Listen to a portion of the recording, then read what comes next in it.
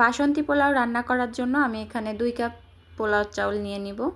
তারপর আমি 2 কাপ পানি দিয়ে বেশ ভালোভাবে ডলে ডলে এটা ধুয়ে পরিষ্কার করে নিব। কেউ যদি চায় এটা বাসমতি চাউল দিয়ে রান্না করবে সেটাও হয়, বাসমতি চাউল দিয়ে রান্না করলে আরও বেশি মজা লাগে। খুব ভালো করে চাউলটা আমি ধুয়ে নিচ্ছি।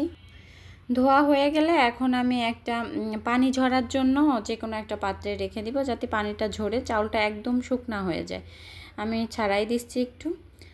একদম পানিটা ঝরে গেছে, একদম শুকনা হয়ে গেছে, মানে কোনো রকম পানি থাকা যাবে না। কেউ যদি চায় এখানে ঘি আর হলুদের গুঁড়া দিয়ে বেশ ভালোভাবে মাখায় নিতে পারে। আমার চাউলটা রেডি হয়ে গেছে, এখন আমি রান্নায় চলে যাব। এখানে একটা প্যানে সাদা তেল দিচ্ছি, কেউ চাইলে ঘি দিয়েও রান্না করতে পারে। কিছু কাজু বাদাম আর আমি দিয়ে দিব কিছু কিশমিশ, একটু হালকা করে ভেজে নিব।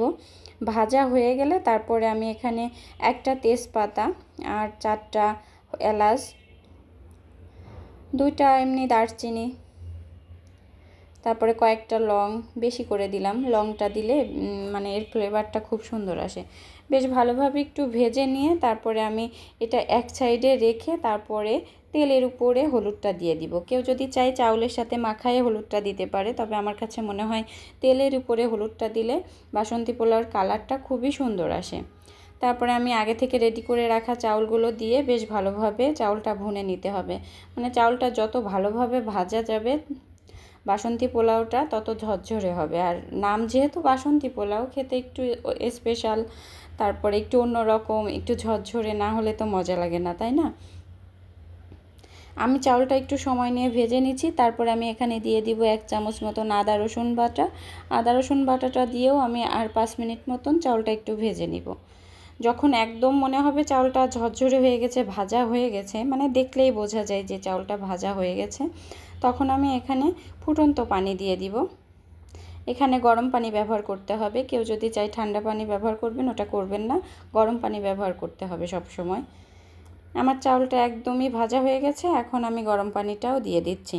এখানে আমি 2 কাপ চাউল নিয়েছিলাম, তার জন্য আমি এখানে 4 কাপ পানি দিয়ে দিব। মনে রাখতে হবে পোলাও চাল যখন পোলাও হোক আর এমনিতে অন্য কিছু হোক, এটা দিয়ে রান্না করতে গেলে, এই চাউল দিয়ে রান্না করতে গেলে সব সময় পানিটা ডাবল নিতে হবে।